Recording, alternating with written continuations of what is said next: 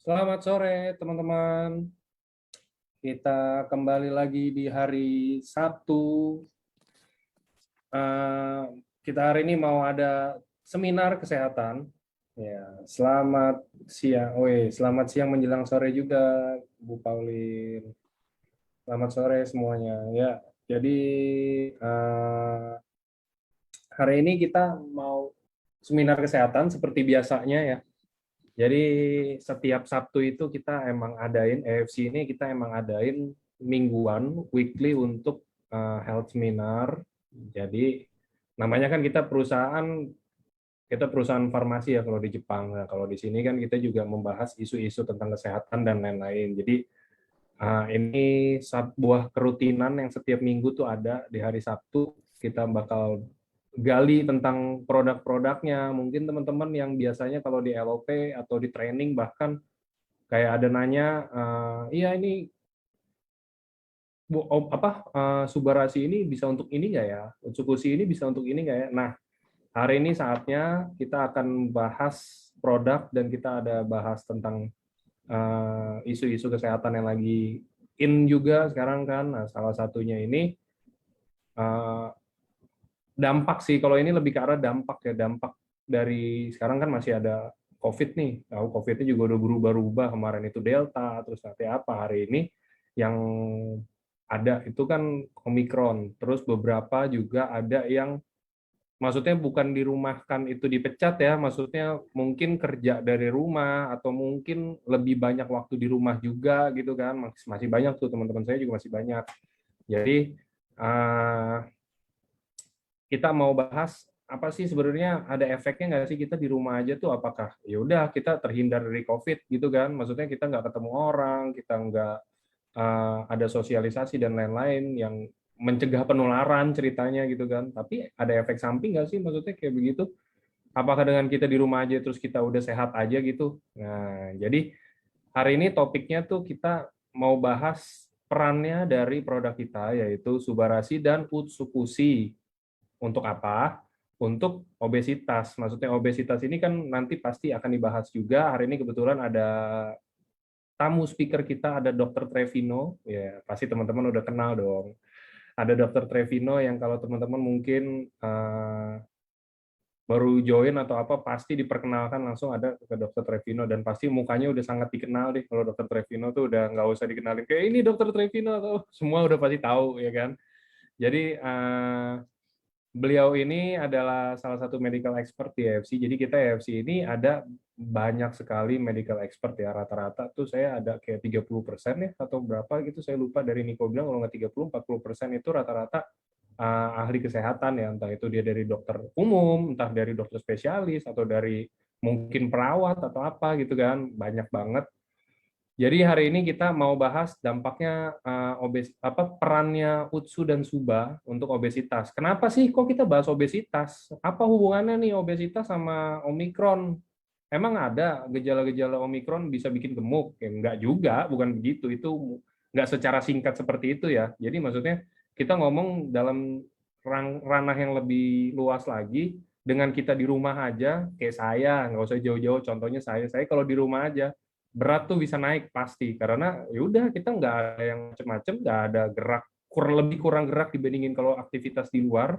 Kita lebih banyak makan, ya kan, setiap hari bingung nih, oh makan apa ya, udah pesan deh Gojek atau Grab gitu kan. Oh, ntar nasi Padang lah, ntar apa, sekarang ada yang itu saya suka tuh yang kayak sapi lah atau apa. Nah itu kan maksudnya kalau kita kebanyakan makan kayak begituan kan gimana ya, kalau dikurangin dengan gerak sebenarnya mau makan apapun yang sehat, tapi kalau nggak kita gerak-gerak juga tetap aja gitu kan, pasti jadi sesuatu di badan kita. Itu yang mau kita bahas hari ini, dan mungkin lebih ke arah dampaknya apa aja sih kalau misalkan kita udah terkena obesitas atau apa gitu kan. Jadi obesitas juga nanti pasti dijelasin, ada obesitas banyak. Obesitas itu nggak harus selalu kayak beratnya 120 kilo baru lo obesitas, bukan begitu sih. Ntar ada dijelasin sama Dr. Trevino. Nah, ini sudah ada Dr. Trevino di sini, sudah hadir. Sebentar, saya ini dulu. Oke, selamat sore dok. Selamat sore Mas Angga. Siap, sehat dok. Sehat. Nggak bisa lari di pantai. Aduh, lari dipakai. Jadi kira-kira kita mau bahas apa dok tentang hari ini? Yang tadi saya intermezzo, yang tadi saya bilangin itu udah ada benernya atau banyakan salahnya dok? Ya memang lebih banyak ke obesitas ya. Dan kalau ditanya apa kaitan dengan Omicron, obesitas itu melemahkan daya tahan tubuh kita. Itu catatan Ya. penting tuh. Jadi kalau kita sekarang jadi obesitas, nah kita harus mengejar supaya berat badan kita kembali normal. Nah ini Oh, ceritanya siang hari ini seperti itu. siap. Oke, kalau gitu dok, mungkin silakan boleh langsung dimulai. Baik, terima kasih. Sama, dok. Selamat siang menjelang sore Bapak Ibu. Perkenalkan, saya Tevino Pakasi. Mungkin sudah sebagian kenal, sebagian mungkin baru kenal. Jadi nanti juga kalau mau kenal-kenal lebih lanjut bisa lewat manajemen. Ya, kalau mau nanya-nanya dan sebagainya, silakan. Nah, saya sendiri yang kasih ide sekarang ya, peran subarasi dan eksekusi dalam melawan obesitas dan faktor risikonya. Jadi kalau kenapa ide ini keluar ya, karena sering sekali saya sebagai medical expert tuh menerima konsultasi tentang penyakit. Dikasih sakit ini dikasih subar, dikasih penyakit ini dikasih utsu, gimana dosis segala macam. Sekarang saya mau ubah mindset ya. Mindset yang mau diubah ini kan sebenarnya bukan obat ya. Ini adalah untuk wellness ya. Dan seringkali kita lupa nih, wellness kita ini bukan sekedar tidak sakit secara fisik ya. Obesitas itu kadang-kadang jadi lupa orang bahwa itu sebenarnya juga bukan wellness ya. Obesitas itu sesuatu yang berisiko ke depannya ya. Nah, coba kalau kita angkat ini sekarang, ketika Bapak Ibu mau menggunakan buat diri sendiri atau mau mempromosikan, bagaimana menggunakan produk ini untuk obesitas. Kenapa? Karena banyak ya, banyak obesitas ya. Tapi sebelum jauh-jauh kita ngomong obesitas dan sebagainya, saya akan memperkenalkan diri kenapa saya memilih dan mau menjadi medical expert di AFC ya. Pertama tuh scientific. Jadi apa yang dijelaskan waktu pertama kali saya diperkenalkan bukan sesuatu yang abal-abalan ya. Kalau mungkin dulu saya pernah ada produk pesaing ya. Produk pesaing ini kemudian dibilang, oh ini stem cell. Wah itu saya udah langsung nggak percaya. Nggak ada stem cell bisa diminum. Diaduk-aduk diminum. Sel itu nggak mungkin diserap dalam bentuk sel. Pasti dihancur-hancurin ya oleh tubuh kita supaya diserap. Kalau nggak percaya contohnya lihat aja BAB kita ya. Kalau makan bentuknya apa gitu ya, keluarnya besoknya kan dalam bentuk sosis yang udah nggak kelihatan lagi ini kangkung kah, ini nasi atau apa. Itu karena apa? Karena tubuh menyerap dalam bentuk yang kecil-kecil ya, bukan dalam bentuk sel yang utuh. Jadi kalau dibilang ini stem cell, waktu itu ya produk pesaing yang saya nggak mau, saya nggak percaya karena itu tidak saintifik buat saya ya. Nah, yang lebih penting lagi bahwa ini ada family ya. Awal-awal saya bergabung dengan AFC dalam kelompok yang mungkin masih baru, terasa sekali kekeluargaannya. Ya, bagaimana sama-sama waktu itu mau membangun.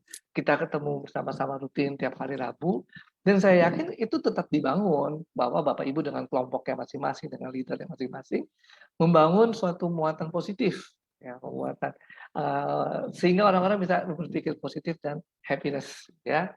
Dan kalau tanya lagi kenapa AFC, karena dia mengangkat suatu keseimbangan alam ya. Anda lihat foto saya belakangnya tentang alam ya. Karena memang kita harus seimbang dengan alam kita. Yang hebat di sini ya, kenapa tadi mungkin ada yang melihat ya, bagaimana keterlambatan pengiriman dari Jepang dan sebagainya ya.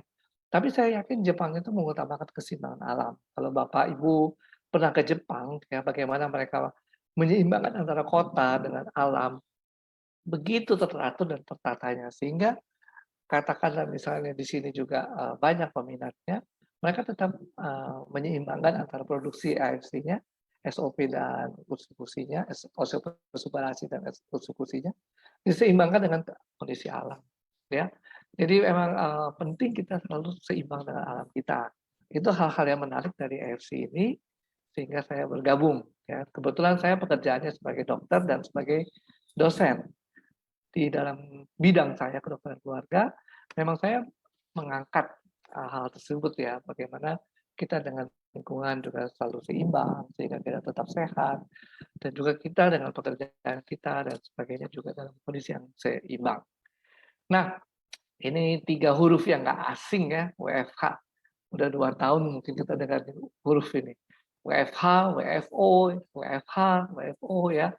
Dan ini udah menjadi topik penelitian kalau saya di kampus, ya mahasiswa sudah yang belajar tentang kesehatan kerja, sudah melakukan penelitian dan memang dampaknya wah, nggak bisa di ini ya, banyak macam-macam ya.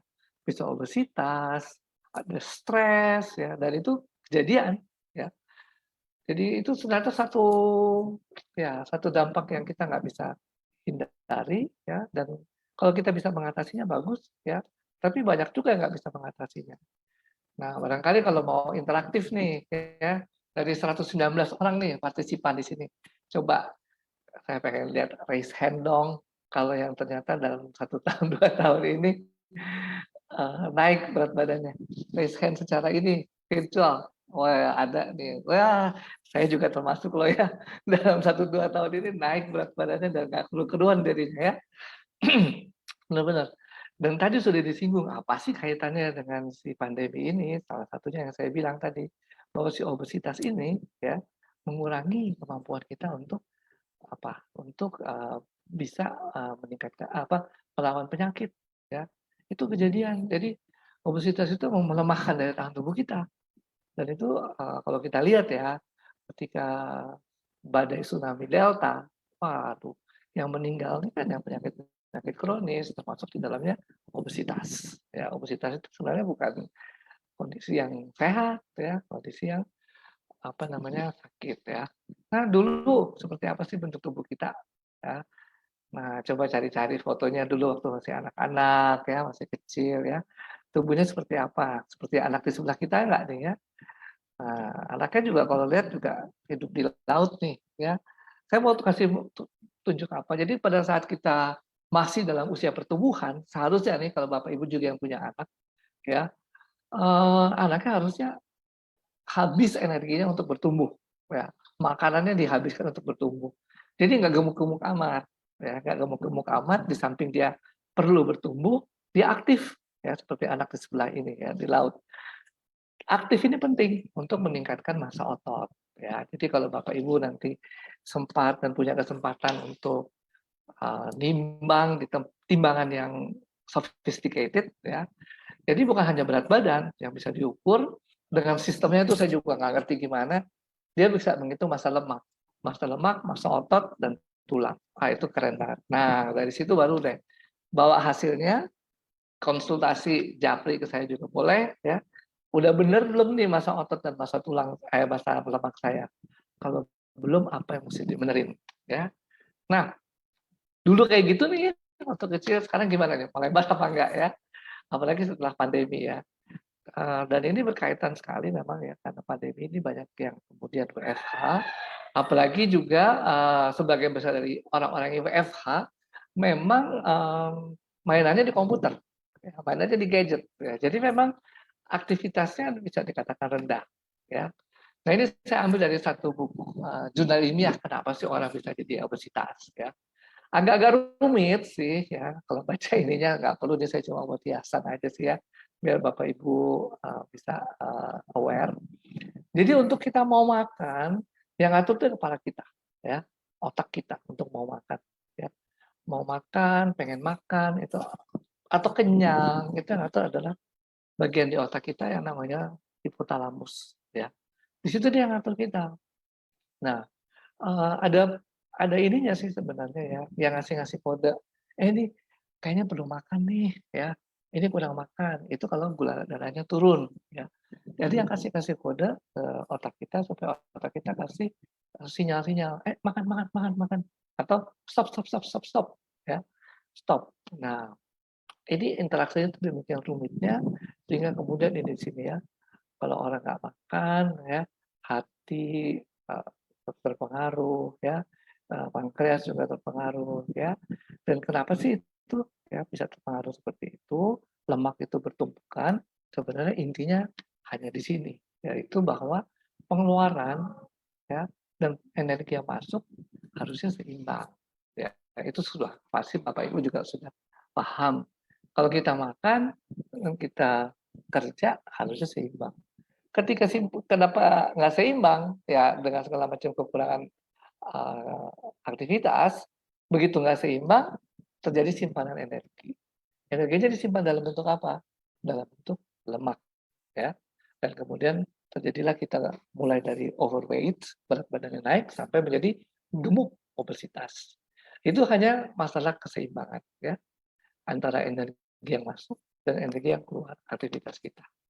Nah, ini kalau kita lihat nih ya, gaya hidup sedentary, ya, kerjaannya banyak di balik layar, di atas meja, ya, atau mager kalau bahasa anak-anak sekarang ya, itu membuat pengeluaran energinya turun, ya. Nah, kemudian pemasukan energinya banyak. Pemasukan energi banyak ini pada dasarnya tadi ya otak kita bisa bilang, stop, udah kenyang, yuk stop, gitu ya, udah penuh, udah cukup. Tapi ada orang-orang tertentu yang nggak begitu, daya stopnya kurang, ya. Misalnya emang penyakit genetik, jadi kalau Bapak Ibu mungkin melihat ada keluarga Bapak Ibu, anak-anak semuanya gemuk, itu mungkin salah satunya genetik, ya. Tapi ada yang lain lagi yang namanya stres, ya. Stres itu juga kadang ada yang stres kemudian makan ya kompensasinya, jadi ngemil banyak. Saya makannya dikit kok, tapi ngemilnya banyak gitu ya.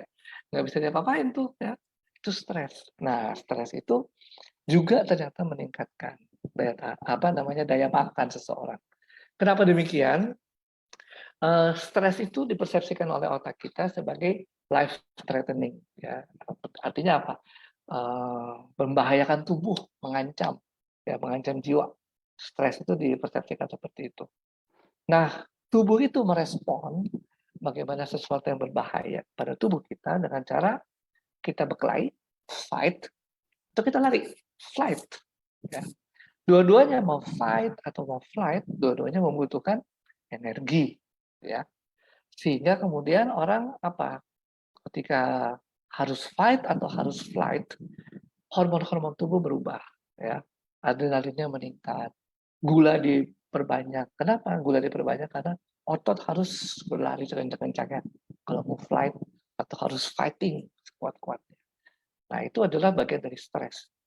Nah, itu memang diwarisi oleh tubuh kita dari dulu, berpuluh-puluh ribu tahun yang lalu. Kenapa? Zaman itu ketika ada stres, mengancam jiwa, memang mengancam jiwa. Misalnya ketemu Tyrannosaurus di depan kita, langsung takut ya, ketemu Tyrannosaurus langsung lari. Ya. Nah, sekarang nggak ada Tyrannosaurus, adanya apa? Adanya deadline, adanya apa? Macet, adanya apa? Tagihan, apalagi stres juga. Tapi kita tetap mewarisi itu sehingga kemudian makan. Nah, ini harus disadari Bapak Ibu, ya. Kenapa? Pandemi itu bikin stres loh. Siapa yang nggak stres dengan pandemi itu? Ada yang benar-benar stres karena memang pekerjaan, tapi ada yang kemudian stres karena pekerjaannya makin banyak. Ya, semuanya jadi zoom. Sekarang udah istilah double zoom itu udah nggak aneh. Ya, mata kiri dan mata kanan, telinga kiri dan mata kanan dengannya beda. Nggak aneh lagi. Ya, itu yang terjadi, stres. Stres pun meningkatkan meningkatkan daya makan kita, ya, karena tubuh kita mempersepsikan bahwa ini perlu gula banyak. Dampaknya apa? Ya, kalau nggak ada pengeluaran, artinya ya ditimbun lagi, ya akhirnya makin gemuk, ya. Nah, itu kira-kira ya kenapa Bapak Ibu barangkali yang raise hand tadi dan yang pura-pura nggak mau raise hand, dan selama WFH ini kemudian naik berat badannya. Ya, jujur aja saya juga mesti raise hand bahwa berat badan saya naik sampai 8 kilo. Dan sekarang sudah menyadari, ya, nggak harus berubah. Nah, alam memberikan solusi, ya, solusi keseimbangan. Nah, salah satunya adalah produk kita. Ya, produk kita ini kalau Bapak tahu SOP Subarashi, Bapak Ibu tahu SOP Subarashi ini ada kandungannya adalah SOP. SOP itu adalah salmon ovary peptide. Ada 3 peptide, ya. Kalau masih ingat, tentu salah satunya adalah salmon ovary peptide. Nah, ketika produk ini launching dulu, dikenal dengan nama SOP saja, SOP 100+, ya. Ada beberapa fungsi dari SOP ini, yang salah satunya adalah meningkatkan produksi IGF-1. IGF-1, I insulin, GF growth factor 1. Ya, ada saya lupa ada berapa molekul, Tapi ini adalah salah satu hormon IGF-1 ini. Jadi SOP itu tidak mengandung hormon ini, tapi mengandung peptida, protein kecil yang kalau kita serap menginduksi terbentuknya IGF-1 ini. Apa kerjanya IGF-1 ini? Nah, ternyata IGF-1 ya bekerja sama dengan growth hormone GH ya, insulin like growth hormone 1 dan growth hormone bekerja dalam menurunkan lemak tubuh. Ya, kenapa? Karena dia menginduksi growth ya, pertumbuhan. Dengan pertumbuhan perlu energi pasti. Sehingga kemudian tubuh mengeluarkan dan memecahkan energi dari cadangan-cadangannya, yaitu antara cadangan lemak. Ya.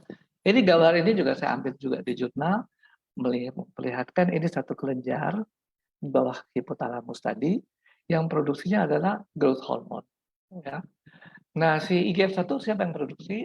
Liver, hati ya. Sehingga kemudian kalau dia diproduksi oleh hati, kemudian dia merangsang lagi kelenjar pituitari ini, kelenjar hipofisis pituitari untuk memproduksi growth hormone. Growth hormone ini yang menginduksi antara lain adalah lemak, ya, kemudian sel-sel otot dan hati. Di sel-sel lemak apa yang terjadi? Free fatty acid FFA meningkat. Kenapa free ya lemak, asam lemak yang bebas meningkat? Dipecah dari sel, dikeluarin dari sel supaya dia beredar ke seluruh tubuh. Kenapa? Akan diolah, mau diolah lagi untuk jadi energi. Ya. Kemudian si growth hormone ini di otot meningkatkan oksidasi lemak, ya, fat oxidation, protein sintesis, jadi memproduksi protein, meningkatkan massa otot. Ini juga dibantu oleh si IGF-1 ini. Jadi kita dengan jalan masuk yang lain, kita menginduksi hati untuk membentuk IGF-1, kemudian terjadilah suatu rangkaian yang positif di mana lemak kita kemudian dibakar. Ya. Nah, ini real ya, ini real. Jadi kalau Bapak Ibu minum SOP, real, ya, harus terjadi seperti ini. IGF-1-nya, ya. Ada tapinya ya. IGF-1 ini kan hormon. Hormon ini adalah kumpulan dari asam amino. Kalau memang tubuh kita bukan tubuh yang cukup asam amino, ya, kekurangan protein atau dalam tanda kutip kekurangan gizi, ya, mungkin juga nggak terbentuk. Ya. Jadi kita juga harus lihat kondisi tubuh kita. Sering pertanyaan yang semodel, ya, orang yang sakit-sakit kronis ditanya sama saya, apalagi yang sudah parah-parah gitu ya, udah kurus kering. Ini saya kasih 4 boleh nggak? Saya kasih 10 saset boleh apa enggak? Lu jangan dulu. Nggak respon kalau dia proteinnya kurang. Kalau dia asam aminonya kurang, nggak respon, percuma. Gitu. Artinya nggak respon sesuai dengan yang kita harapkan ya. Mungkin apa yang terjadi kalau kita kasih 10 saset, sasetnya diambil semua asam aminonya buat nyembuhin penyakit. Tapi nggak seperti respon yang kita harapkan untuk IGF-1. Ya. Jadi sekali lagi, ini nggak bisa begini saja IGF-1 keluar kalau kita nggak punya protein. Artinya apa? Bapak Ibu minum SOP, makanannya juga harus diatur, harus ada proteinnya. Kalau di sini kita mau melihat muscle mass harus meningkat, massa otot harus meningkat, yang ada protein. Kalau nggak ada protein percuma, ya nggak akan jadi. Ya. Kalau contoh binaragawan, tanya berapa banyak makan putih telur. Ya segitulah makanya terjadi ototnya bisa gede-gede. Bapak Ibu fitness kayak apa nggak makan protein, ya nggak jadi, ya karena protein itu penting. Ya. Jadi ini yang harus kita lihat. Dan ini secara umum kita harus juga menanggapi demikian. Suplemen ini, nama juga suplemen, melengkapi. Tapi dia bukan sumber proteinnya. Ya, sumber protein dari makanan. Mau kita makan 10 saset, 20 saset sekaligus, kalau nggak ada protein, nggak terjadi apa yang kita harapkan. Ya. Lalu seperti yang lain tadi, juga mungkin Bapak Ibu masih ingat ya, SOP Subarashi itu ya ada fungsi terhadap pembuluh darah, terhadap tekanan darah dan sebagainya.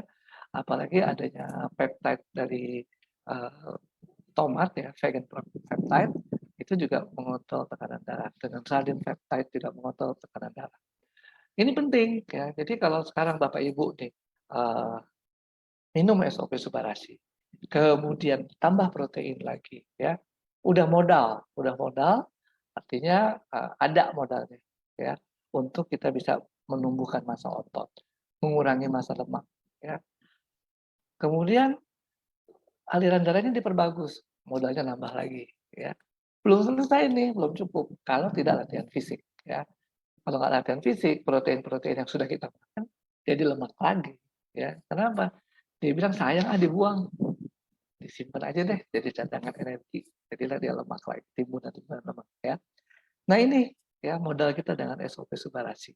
Dan itu memang sudah dibuktikan peran dari IGF-1 itu di dalam membakar massa lemak.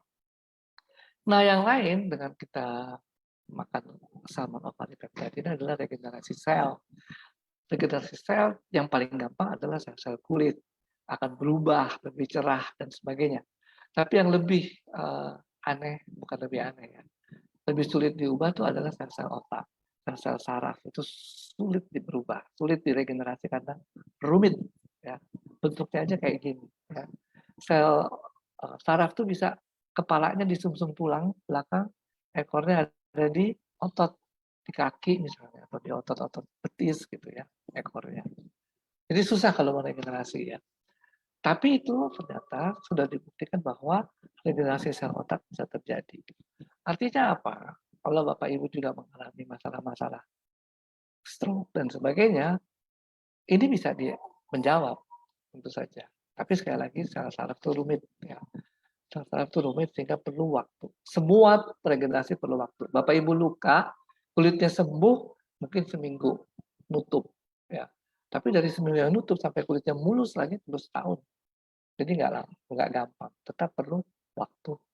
Tapi apa yang mau diangkat di sini bahwa dengan Bapak Ibu makan SOP Subarasi ya, regenerasi sel terjadi baik di dalam pembuluh darah, di mana-mana, termasuk juga di kulit, sehingga itu membantu kita untuk makin ini ya, makin cerah ya setelah makan. Ini kembali lagi ke obesitas tadi ya. Obesitas tadi kita ngomongnya SOP bisa menginduksi IGF-1. IGF-1 ternyata membakar lemak ya, menginduksi juga pembentukan growth hormone sehingga kemudian otot terbentuk. Nah, yang penting juga dari produk-produk SOP Subarasi adalah antioksidan. Jadi antioksidan ini juga penting ya. Antioksidan itu proses aging dihambat ya. Jadi kalau Bapak Ibu makan antioksidan maka kelihatan lebih muda ya. Udah lebih muda, lebih berotot ya.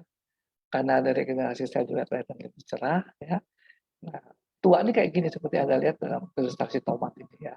Itu terjadi oksidasi sehingga kemudian makin lama makin rusak. Ya. Itu terjadi dalam tubuh kita ya. Oksidatif ini, stres oksidatif ini. Dan ini juga stres oksidatif ini yang kemudian membuat daya tahan tubuh turun. Ya, itu juga membuat juga tubuh kita memproduksi lemak banyak dan sebagainya. Berikutnya usukusi. Usukusi tadi sudah Subarasi diulas ya. Yang penting di sini adalah antara imunitas. Imunitas tubuh kita meningkat ya. Jadi kalau tadi dikatakan Bapak Ibu yang obesitas sebenarnya menurunkan kemampuan daya tahan tubuh kita. Maka dengan mengkonsumsi usukusi, fungsi dari natural killer cell itu meningkat. NK cell ini adalah salah satu first responder ya di tingkat sel untuk adanya benda-benda asing, termasuk virus, termasuk di dalamnya sel-sel yang tidak sehat. Misalnya sel kanker. Sel kanker itu tidak sehat. Kenapa? Dia bisa bertumbuh suka-suka, dia nggak bisa direm. Ya. Kalau tubuh kita misalnya, ujung-ujung tulang itu adalah titik pertumbuhan kita. Nggak bisa direm, kita jadi tinggi banget ya, sampai 2 meter. Ya. Tapi karena bisa direm, ya, beberapa belas tahun sudah direm pertumbuhan di ujung-ujung tulang, akhirnya tinggi kita mungkin 160, 170, 180, ya, sekitar itu. Hanya 1-2 orang yang sampai 2 meter lebih, 2 meter setengah dan sebagainya. Itu pun juga udah nggak sehat. Dia tingginya 2 meter, dia susah mau lari, mau jalan, ya. Keseimbangannya juga susah terganggu. Nah, ini sel-sel yang rusak, seperti sel kanker itu, siapa yang menseleksi? NK sel. Jadi kalau dikatakan dengan kita Kondisi sekarang ini Bapak Ibu masih obesitas saja atau belum obesitas, masih overweight, kita mengintervensi tubuh kita, nah kita mencegah supaya di kemudian hari nggak terjadi kanker misalnya. Jadi apa nih implikasinya ke apa namanya ke marketing kita ya, ke marketing kita. Ya kita menjual sesuatu pada saat orang sehat. Jangan selalu mengatakan ini obat atau ini sesuatu yang menyelesaikan masalah penyakit yang dihadapi orang. Justru kita dorong orang yang masih dalam kondisi sekarang ceritanya nggak berasa sakit apa-apa, belum tentu nggak sakit loh ya, cuma dia nggak berasa. Misalnya kanker ya, ketemu hari ini kanker tanggal sekian 15 Januari. Itu belum tentu tanggalnya tanggal 15 Januari. Itu kanker mungkin dalam 4 tahun, 5 tahun tumbuh di dalamnya. Cuma nggak berasa. Begitu berasa, baru dia ke dokter, baru terdiagnosis. Arteriosklerosis, penyumbatan apa namanya jantung, pembuluh darah jantung. Kejadiannya bertahun-tahun. Ya.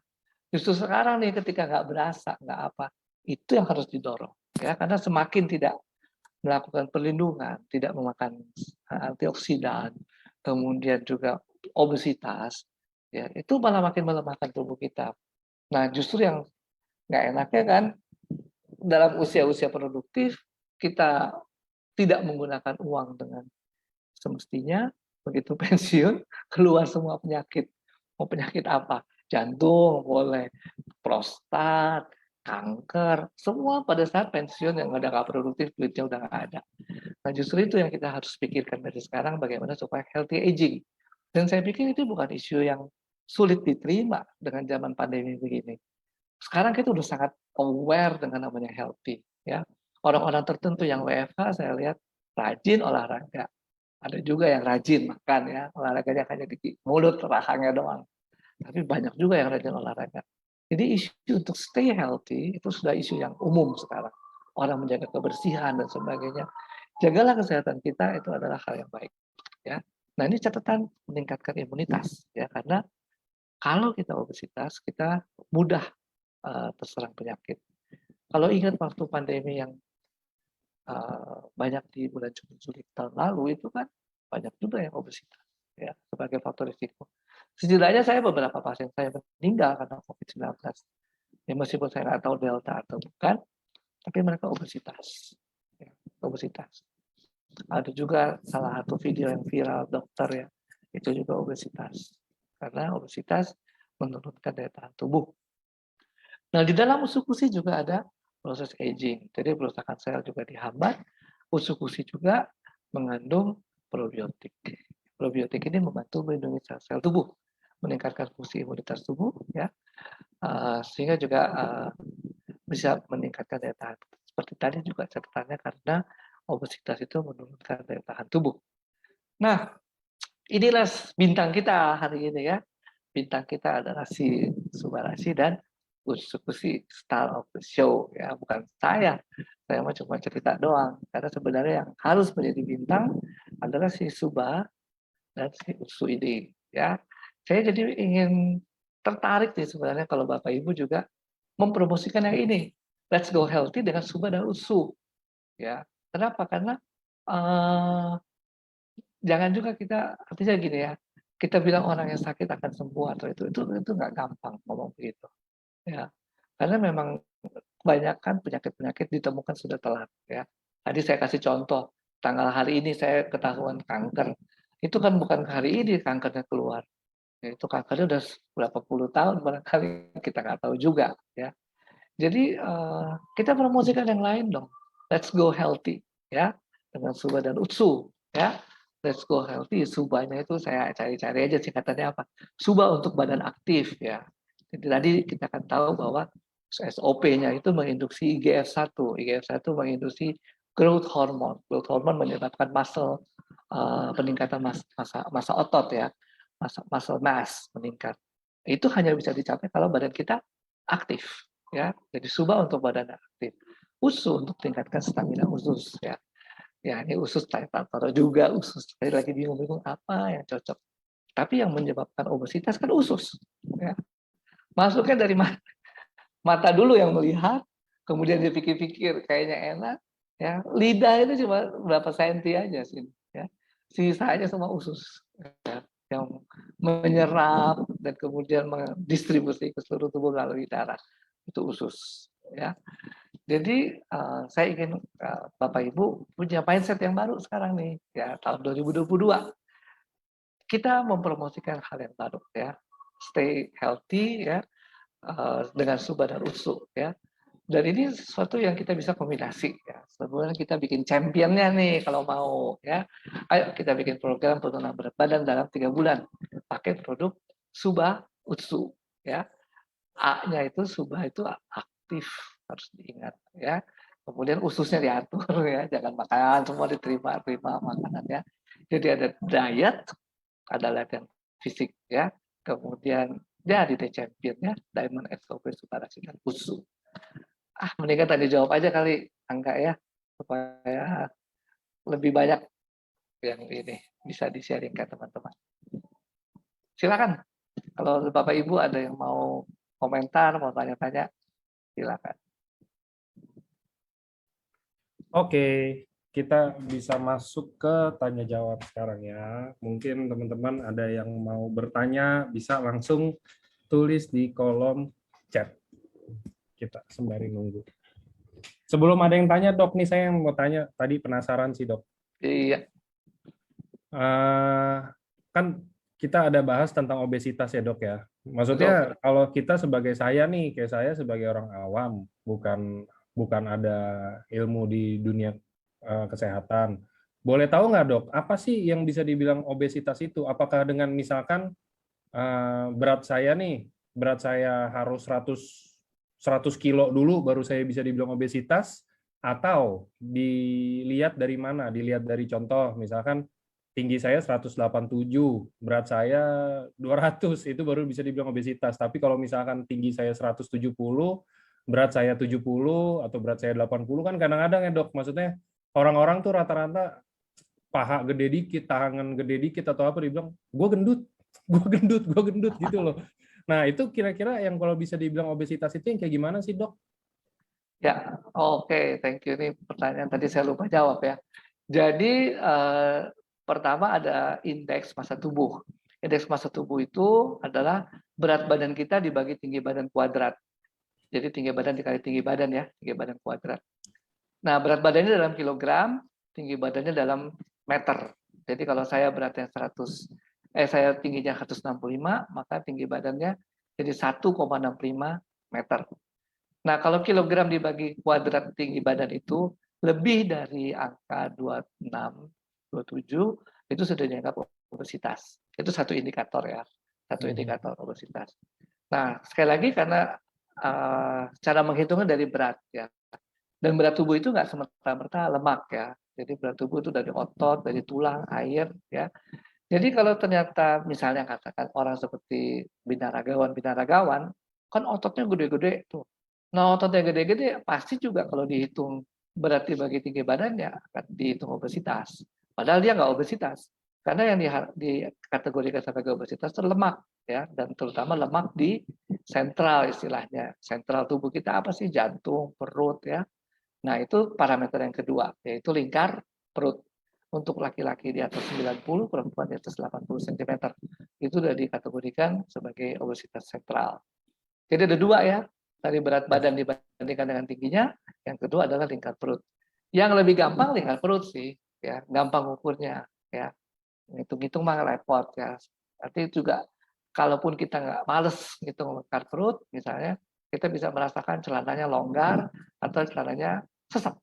Ya, tadinya sesak sekarang makin longgar, berarti sudah menurun. Ya. Oke, itu sharing saya. Oke. Jadi itu indikasinya ya, Dok ya. Maksudnya Iya. kalau kayak saya, ini jangan kita, saya bawa-bawa teman-teman yang lain juga. Ini dari saya. Kayak misalkan ada yang bilang, oke, tinggi 180, berat 80. Apakah itu udah ideal? Katanya ada yang kalau cowok dikuranginnya 100, kalau cewek 110 atau apa. Itu bisa diikutin nggak sih, Dok? Itu dulu secara kasar aja, secara kasar. Oke. Bisa diikuti, tapi secara kasar. Kalau yang lebih perhitungan tadinya, jadi 80 kilo dibagi 1,8 dikali 1,8. Oke. Ini juga, wah, ini jadi yang teman-teman yang cewek pada nanya nih, dok, kalau ada yang makannya banyak banget, tapi nggak olahraga juga, tapi nggak gemuk-gemuk, itu rata-rata kayaknya itu masalah di pencernaan nggak sih dok, atau gimana tuh? Ada tuh banyak orang-orang yang kayak begitu, bener sih. Benar, ya banyak. Tapi masalahnya bukan, ya betul tadi masalahnya bisa macam-macam. Jadi kalau kita memasukkan energi banyak ke dalam tubuh kita, tapi kita nggak jadi gemuk, padahal menurut orang lain aktivitasnya kurang, ya harusnya kelebihan ya orang. Mungkin ada penyakit loh, jangan salah, ada penyakit. Nah, Mau itu oke. di saluran cernanya atau penyakit yang lain kita nggak tahu ya.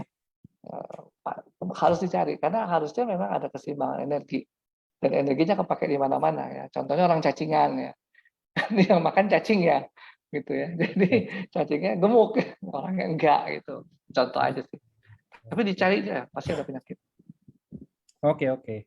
Oke, sama ini dok. Dok, kalau untuk diet, mungkin bukan diet ya, mungkin lebih ke arah untuk proses memperbaiki pola makan ya dok ya. Jadi kita bilang kata lainnya itu mungkin diet. Jadi kayak mungkin mau detox tubuh atau apa, kita mau ikut proses diet. Kira-kira konsumsinya yang bagus kalau menurut dokter, ini untuk sekitar umur range 30 sampai 40 deh dok. Kira-kira konsumsi subarasi dan usus-ususnya kalau untuk kayak begitu doang ya, maksudnya untuk membantu proses diet dan memperbaiki pola makan berapa dok? Berapa saset dari suba dan usunya per hari? Ya, tetap kita apa namanya lihat dulu dengan anjuran ya. Anjuran itu yang 2 saset sehari itu loh.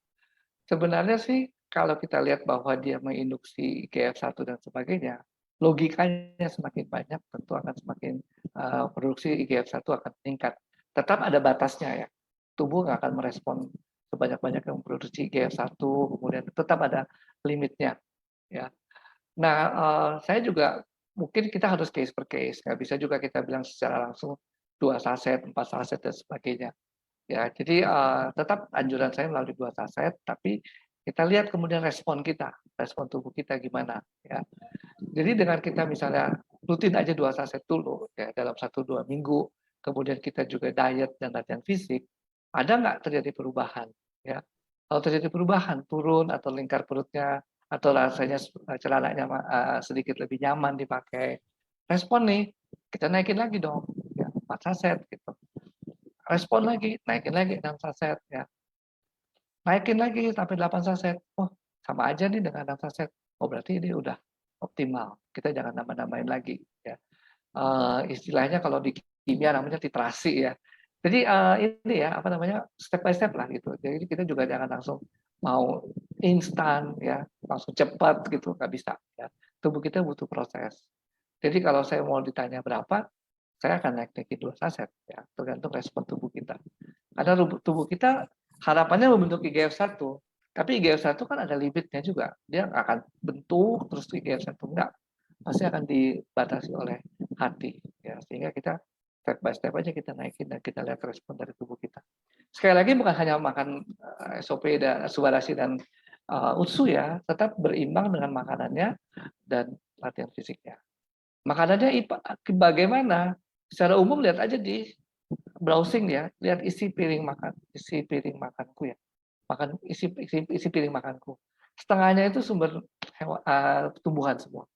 Ya, lihat di situ ya. Di situ jadi setengah dari piring kita sumber hewan semua. Sumber nabati ya, sumber dari tumbuhan. Lalu setengah yang lain ada karbohidrat sekitar 2/3 dari setengah yang sisa. Sisanya kemudian baru protein dan sebagainya dari hewan. Jadi memang memperbanyak sumber dari tumbuh-tumbuhan, kemudian karbohidratnya dikurangi.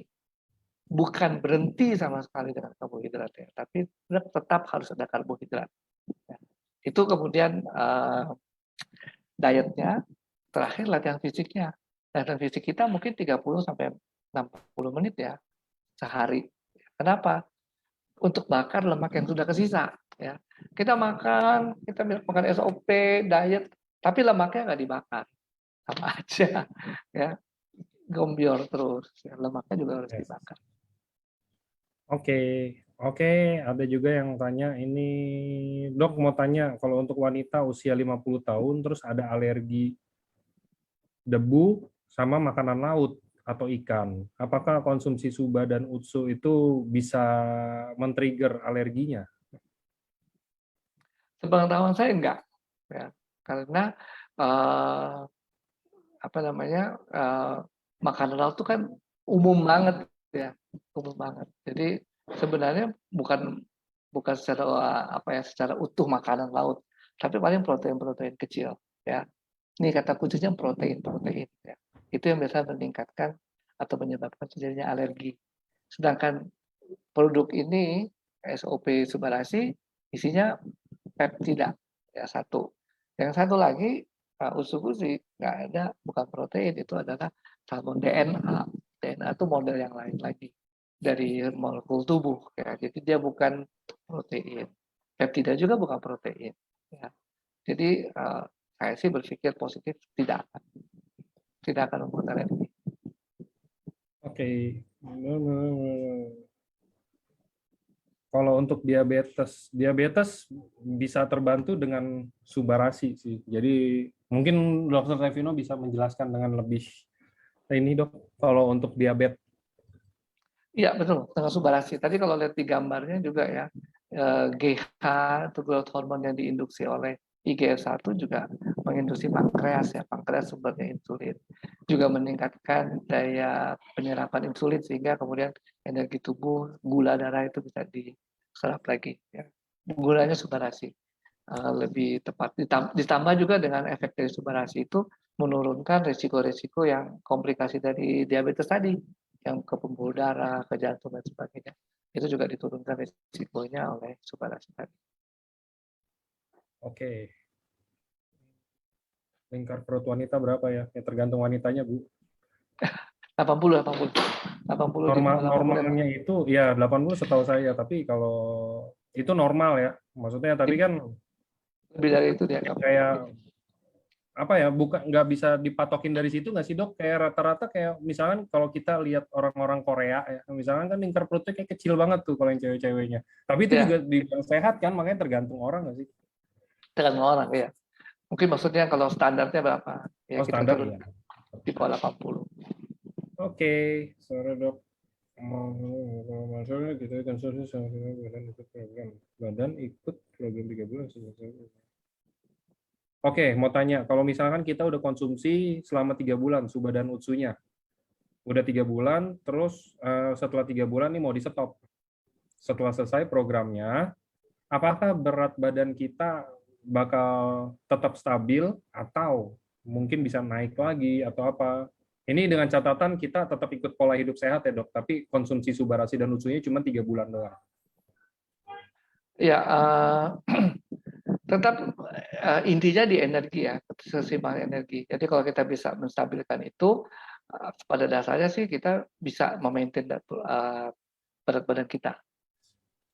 Jadi kita menstabilkan energi yang masuk sama yang keluar. Intinya di situ sih untuk obesitas ya. Oke.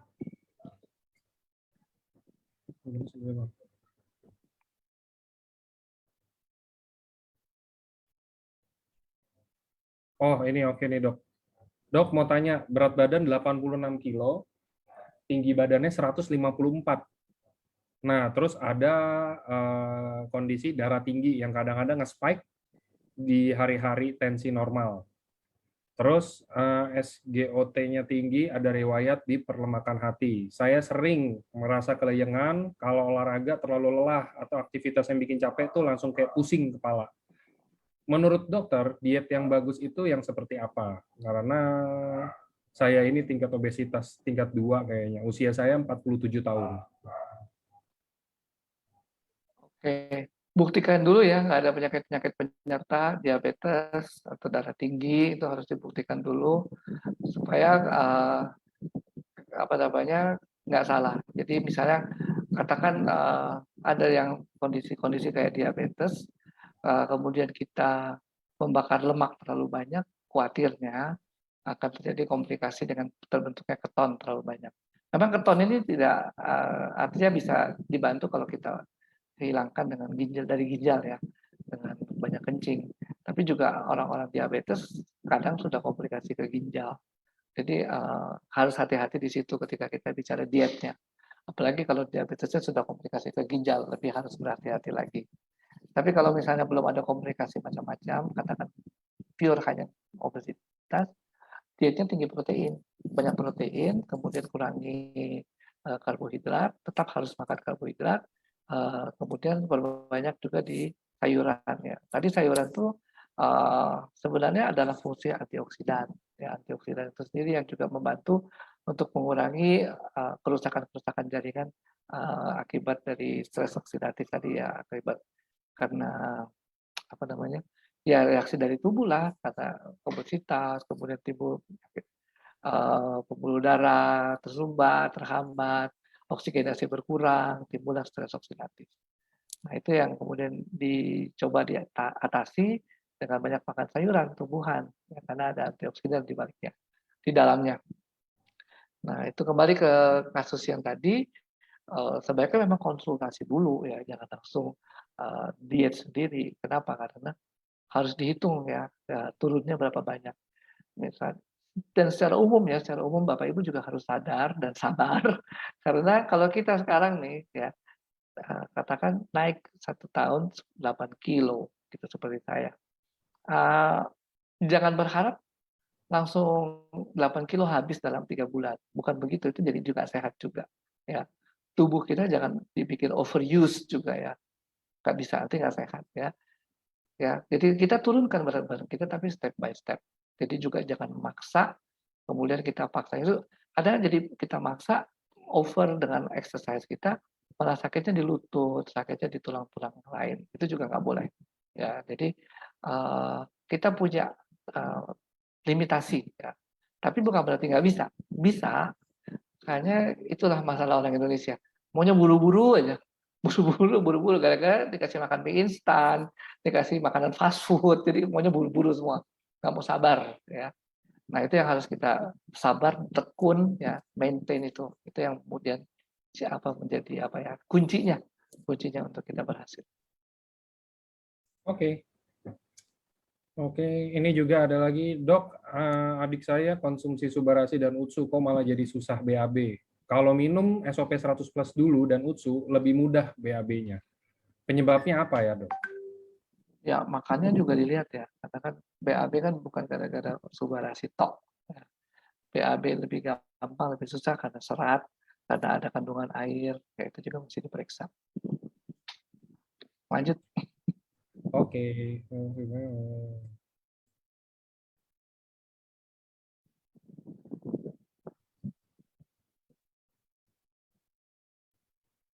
Oke.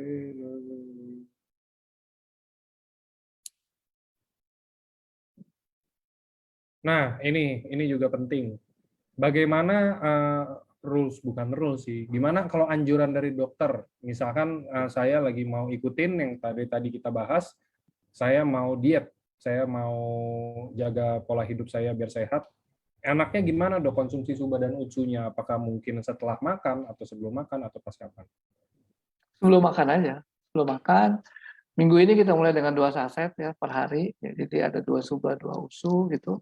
1 minggu dengan exercise dan diet, kita lihat lagi perubahannya gimana. Ada respon nggak tubuh kita?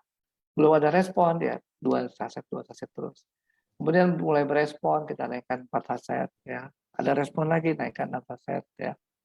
Gitu. Supaya kita bisa tahu bahwa mungkin masih awal-awal IGF-1 kita itu belum terbentuk banyak misalnya karena ada ya kaget lah ceritanya.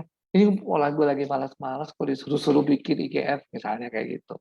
Kan nggak tahu juga harus tubuh ini bisa merespon masing-masing. Jadi anjuran saya sih seperti itu. Oke, oke, nextnya dok. Dok, apakah produk ini aman untuk dikonsumsi anak kecil yang mungkin untuk naikin berat badan dan tapi ada alergi karena saya masih kasih Subarasi, apa perlu tambah Utsu juga? Oke, pertanyaan pertama aman sih aman ya. Kemudian tidak untuk menaikkan berat badan. Karena berat badan bisa naik itu karena makanan, karena protein, karena lemak yang kita makan, tapi bukan karena Subarasi. Ya. Terus kemudian untuk anak kecil ya, sebenarnya anak kecil punya daya regenerasi cukup bagus, ya masih lentur juga pembuluh darahnya dan sebagainya. Sebenarnya sih kalau untuk anak kecil mungkin ya pertimbangannya mesti benar-benar apa ya, artinya emang perlu banget apa enggak gitu ya. Karena ini kan sebenarnya lebih cocok kalau kita sudah dewasa ya, untuk kemudian kita membuat aging kita makin sehat. Ya. Kita makin tua tapi tetap sehat. Lebih cocok ke situ sih daripada ke anak-anak.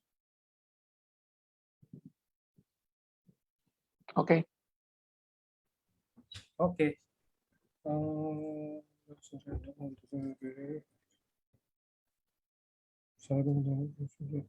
Satu bulan minum susu.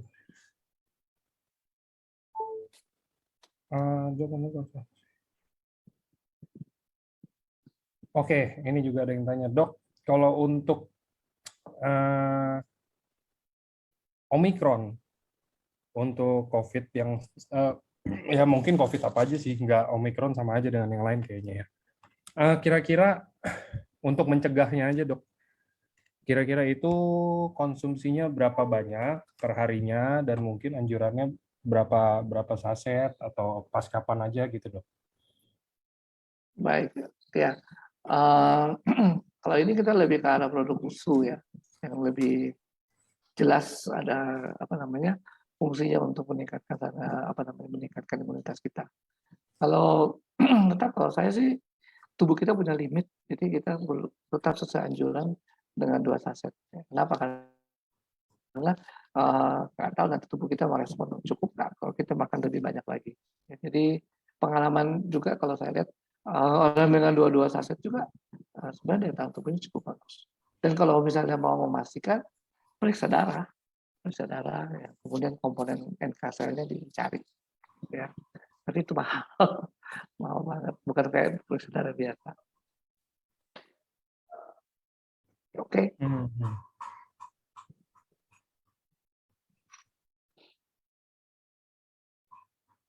Oke, udah konsumsi sumber asam ini oke, udah.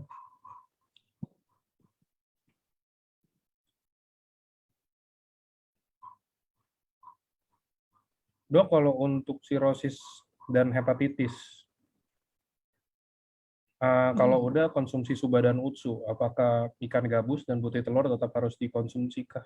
Maksudnya mungkin gini ya, Dok. Kalau ada sirosis dan hepatitis, dan kita udah konsumsi suba dan utsu, apakah perlu konsumsi yang lain-lainnya? Contoh, misalkan kayak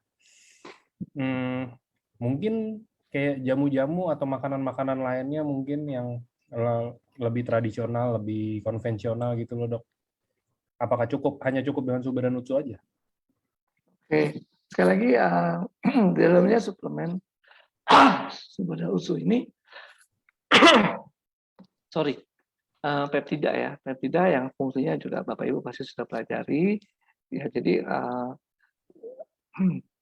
terus dengan antioksidan.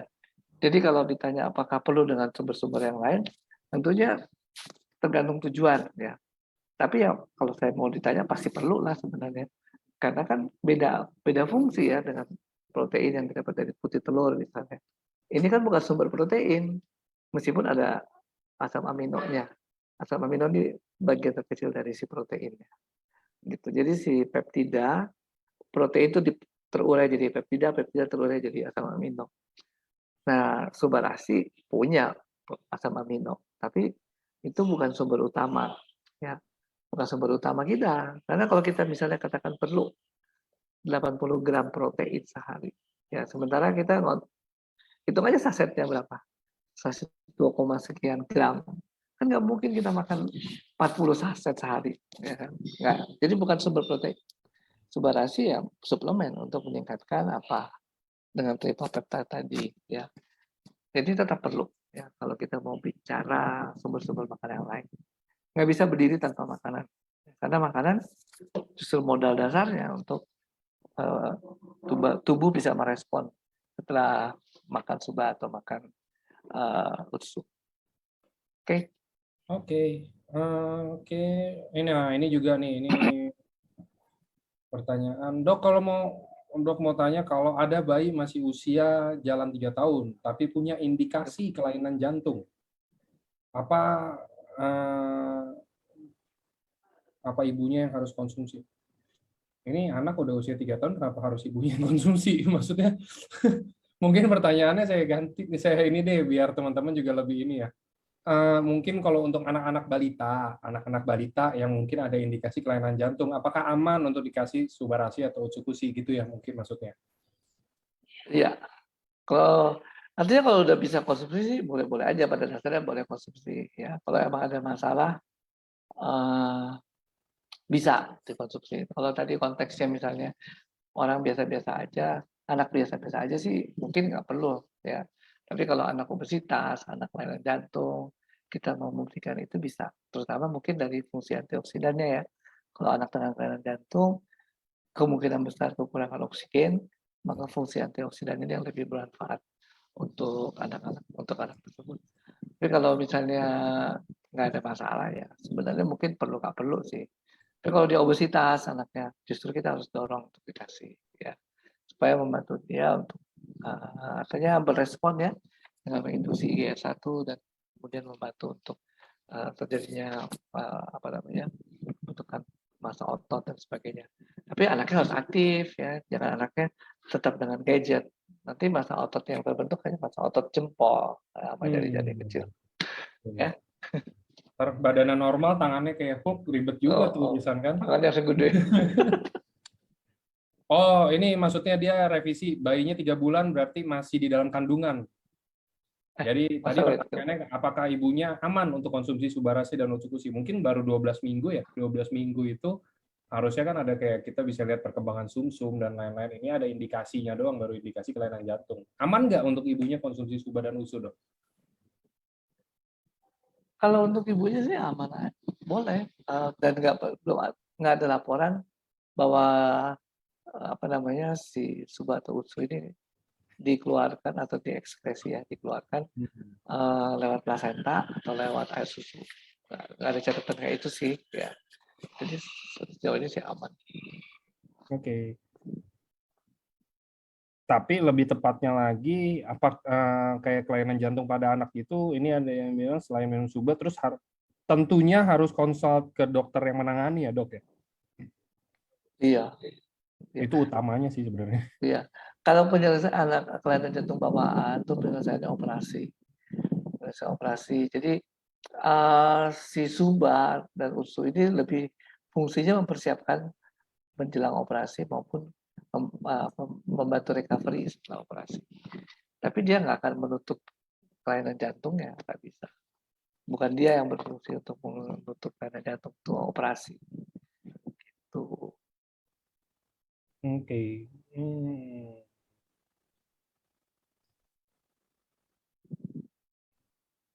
Jadi ini biar saya luruskan, ini beberapa ada pertanyaan nanya. Jadi Dok, kalau obesitas ini kita bisa bilang obesitas itu dari kondisi fisik tubuh kan ya? Dan maksudnya dari kayak mungkin tubuhnya itu lebih gemuk atau apa kayak gitu. Bukan dilihat dari gaya hidup ya Dok ya? Maksudnya kayak contoh saya setiap hari konsumsi minum Coca-Cola nih. Setiap hari bisa 2-3 botol. Itu saya obesitas, nggak begitu kan? Harus tetap dilihat dari kondisi fisik saya Dok ya? Betul. Dari kondisi fisik. Oke, itu mungkin bisa menjawab beberapa pertanyaan ya. Tadi ada yang beberapa yang masuk soalnya pertanyaannya tentang gaya hidup dan apa yang dimakan. Jadi ini biar diperjelas. Oke, kalau buang 2-3 hari. Kalau buang air 2-3 kali sehari, tapi berat badan tetap stabil. Bagus sih, buang air besar itu 2-3 kali itu masih termasuk normal nggak sih, Dok? Dalam sehari? Ya, tergantung kebiasaannya aja sih. Ada yang memang 2 kali sehari, ada yang cuma sekali sehari. Karena kalau saya sendiri, saya kebiasaan itu pagi banget sama sebelum tidur. Itu pasti saya 2 kali. Berarti kan masih ada orang di luar sana yang normal temenin saya gitu kan. Nggak saya sendiri, ntar saya nggak normal kan pusing juga. Oke. Dan berat badan saya juga tetap stabil. Ini untuk menjawab mungkin dari pertanyaan Pak Haryono 88 ya. Dan saya stabil banget Pak, asal makannya juga tetap sehat ya. Maksudnya, ya masa saya kerja di AFC makannya nggak sehat kan gimana gitu ya kan. Saya kan harus memberikan contoh yang baik dan benar dong. Oh, BAB-nya 2-3 hari sekali tapi berat badan stabil. Itu tadi juga udah dibahas, itu berarti ada masalah di pencernaan dan namanya yang kalau udah kayak begitu, normalnya itu berapa sih dok? Kalau saya boleh tahu dok, misalkan kayak buang air besar itu apakah sehari sekali, ataukah 2 hari sekali, atau apa? Kalau dari sisi kesehatan? Bagusnya sih sekali sehari minimal ya. Minimal sehari sekali ya? Mau 2 kali sehari boleh-boleh aja.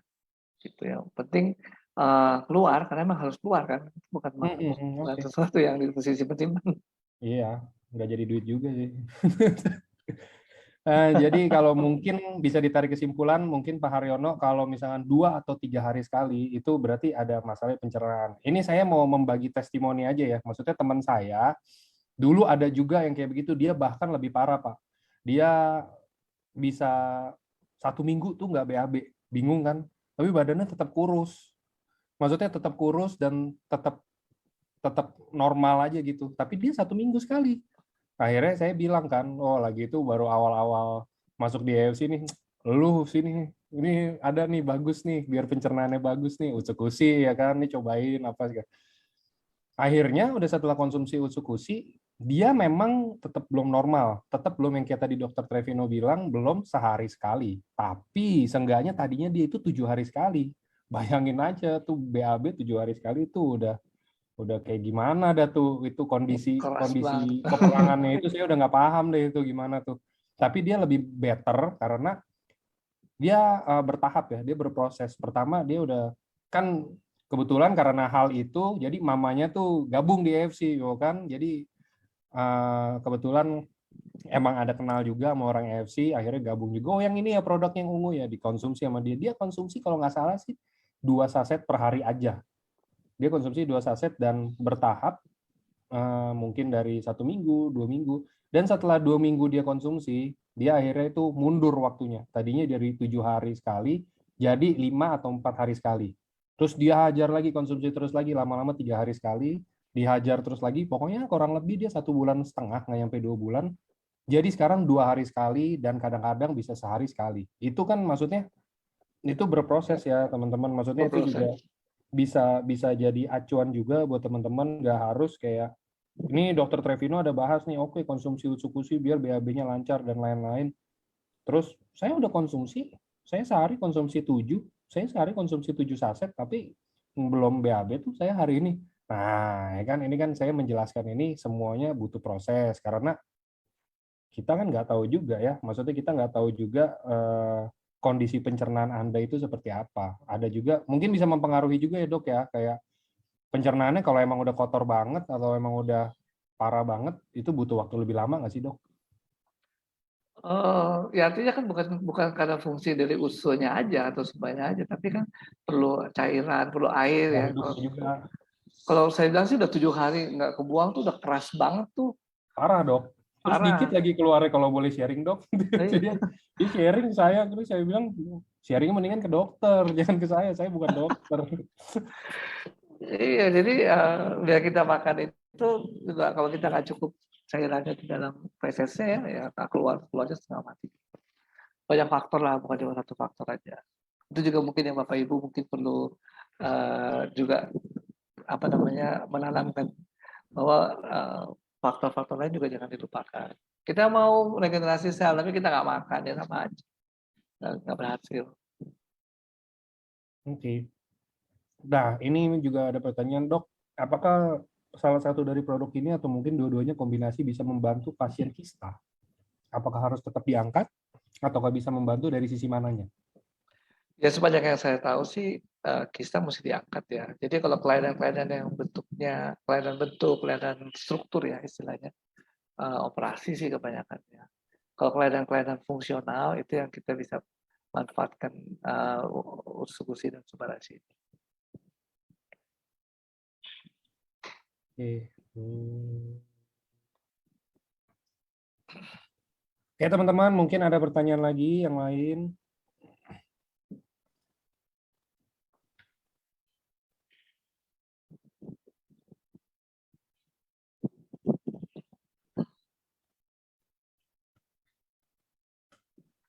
Dok, saya sebelum tidur Suba 1.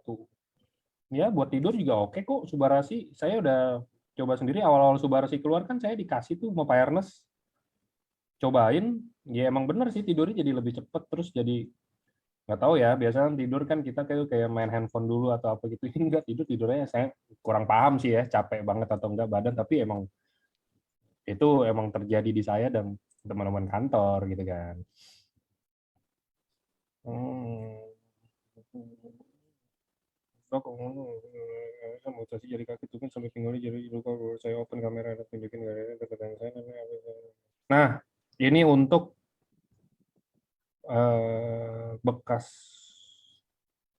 Wah, ini udah banyak testimoni tapi nggak apa-apa. Ini kita bantu. Dok, nenek saya umur 95 tahun lagi di RS, baru selesai amputasi jari kaki, tumit dan pinggulnya juga luka sampai bolong dagingnya.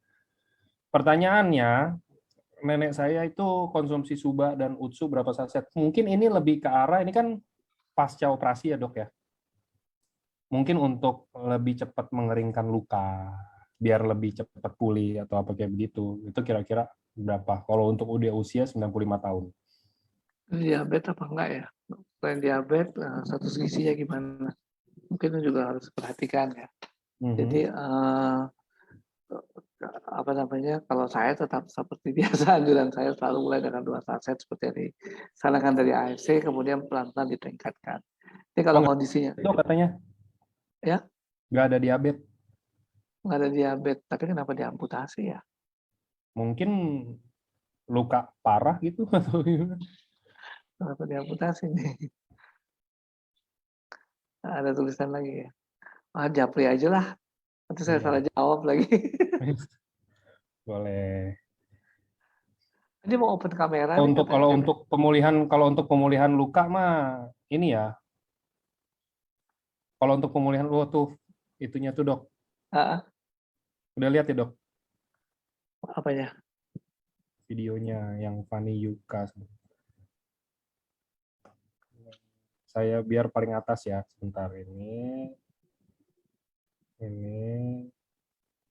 Nah, tuh yang paling atas, Dok. Bentar. Pani Yuka. Oh ini. Ini dari mana nih? Dari kaki. Itu jari kaki ya berarti ya. Itu udah selesai amputasi. Ya benar. Oh, kebelah. Iya. Itu lebih ke arah untuk proses pemulihan luka kayaknya, Dok ya. Iya. Ini mendingan kalau saya sih banyakin di ini ya, usukusi ya. Oke. Usukusi itu dan fungsi probiotiknya yang mau dikejar ya untuk Oke, melindungi oke. sel-sel, mengurangi radang. Semakin radang semakin cepat ini, semakin cepat hancur. Ini masih hitam nih, kayaknya nggak bagus ini ya. Dua-duanya sih boleh, betul, dua-duanya. Mungkin kalau mau unsur-unsurnya lebih banyak daripada sebar, karena memang fungsi dari apa namanya probiotik yang mau dikejar. Tapi subarasi juga perlu untuk memperlancar peredaran darah nih. Kayaknya kalau misalnya peredaran darah ke kakinya nggak lancar ya, penyembuhannya nggak bagus. Oke.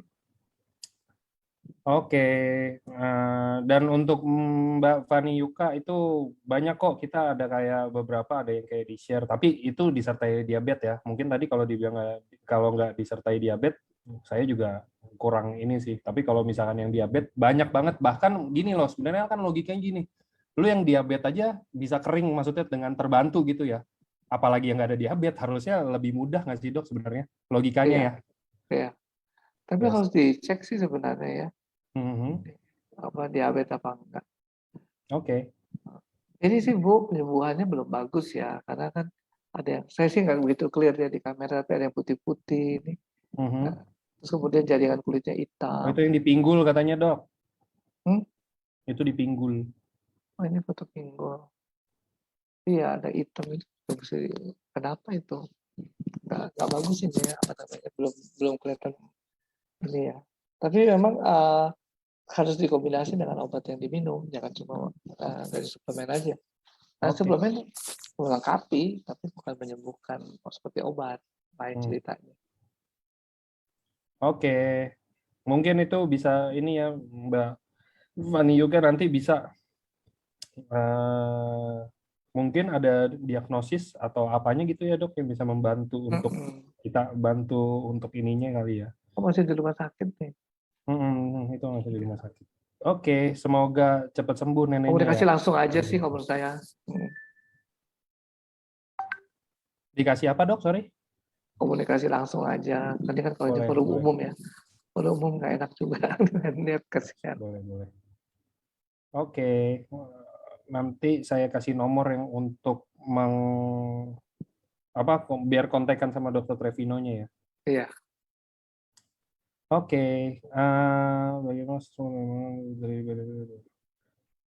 stroke ya? Kalau stroke itu bagus untuk pembuluh darah. Stroke itu untuk subarasi sih. Kayaknya subarasi Ya, ya dok ya.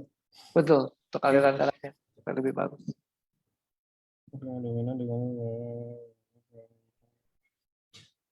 Pendengaran pinggang.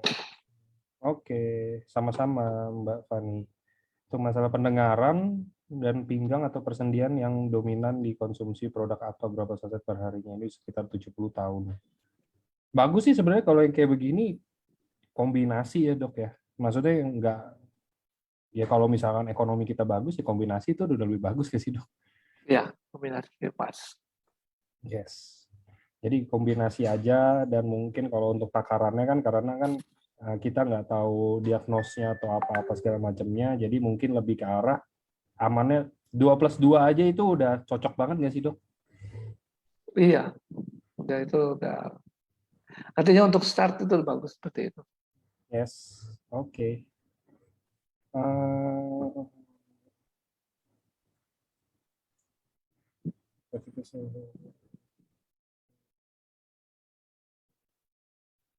Ini mungkin pertanyaan terakhir sebagai penutup. Ini dok ada yang tanya, dokter hepatitis saya 11.000, sirosis 69,3, terus saya dikasih obat untuk terapi hepatitisnya.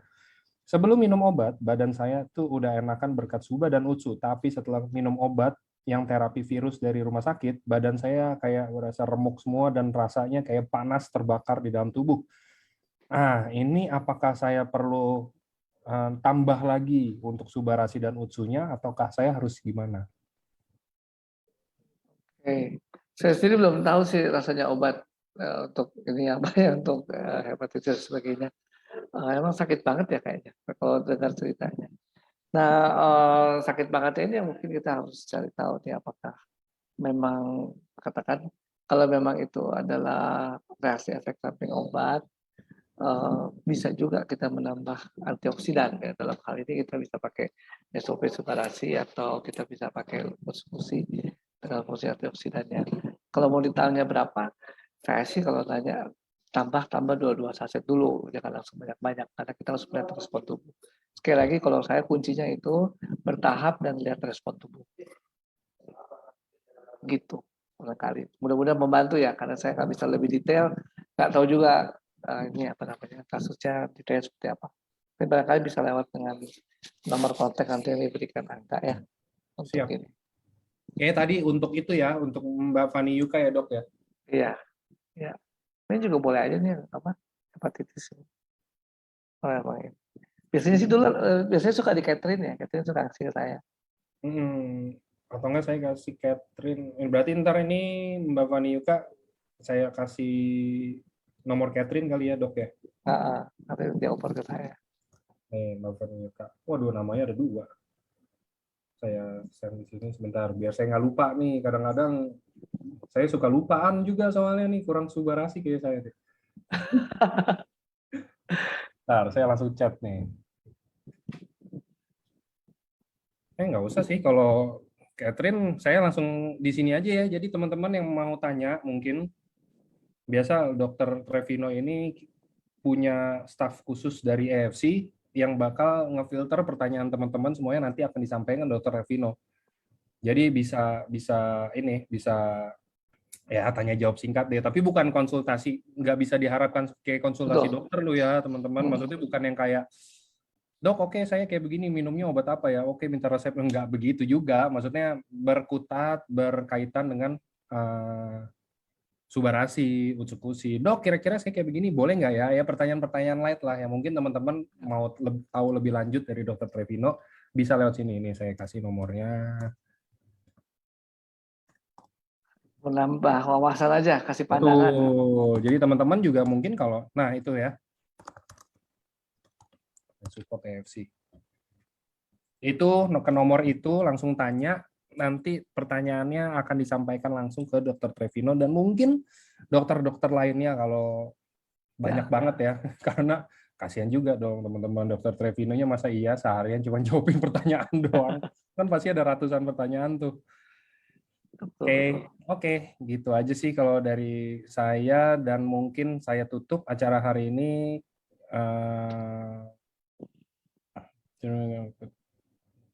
Terima kasih buat teman-teman semuanya yang sudah hadir, sudah bertanya, dan mungkin semoga pertanyaan dari Dr. Trevino menjawab ya, dan bisa membantu teman-teman. Jadi nggak harus kayak apa ya, nggak harus kalau kayak teman-teman tuh sehat walafiat, keluarganya sehat semuanya apa terus jadi kayak udah gue nggak usah dengerin deh ini kayak begini.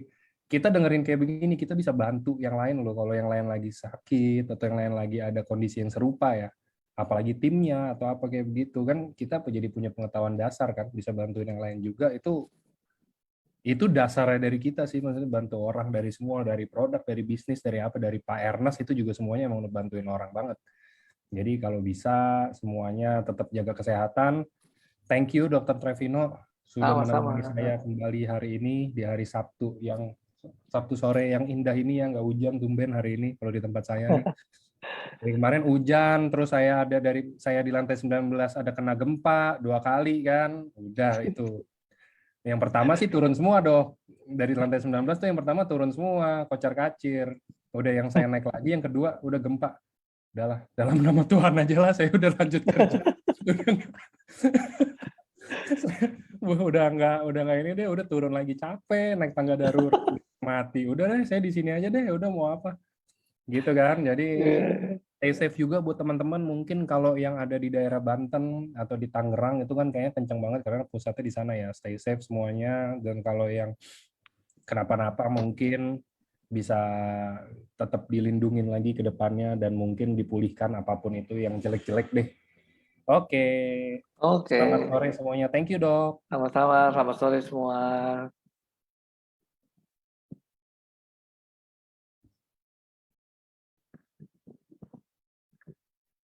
Saya live ya.